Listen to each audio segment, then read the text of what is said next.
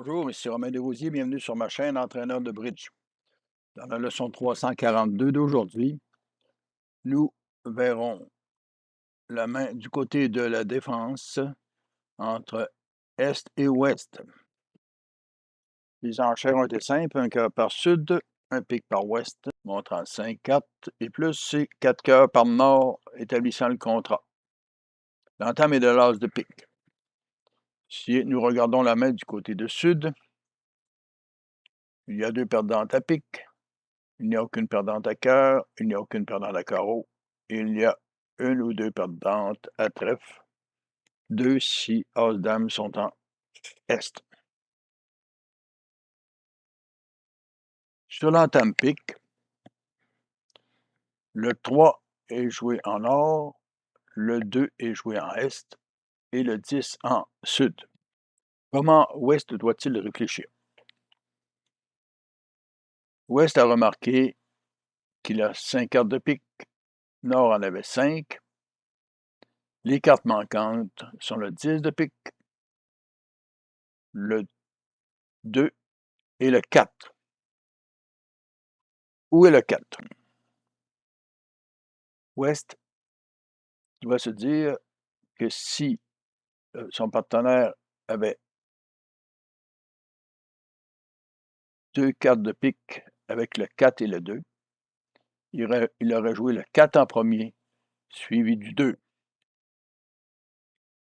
puisqu'il s'agit d'un double ton, montrant son intérêt pour couper.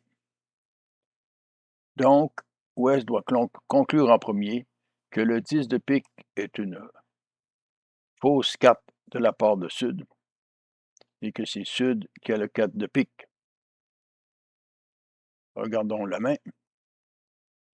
Effectivement, vous voyez que Sud a essayé de tromper Ouest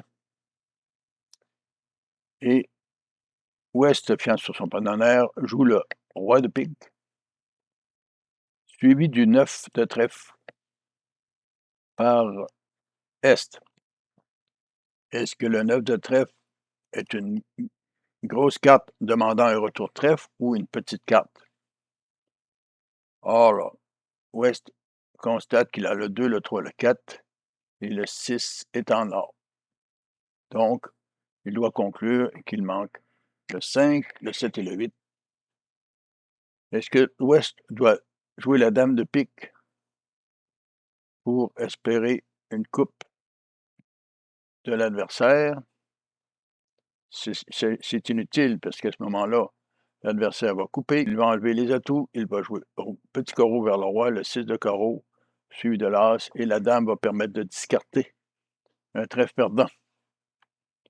Ouest doit simplement respecter la demande de son partenaire, et après le roi de pique, il joue le 2 de trèfle, suivi du 6 et de la dame, permettant de faire chuter le contrat avec l'as de trèfle.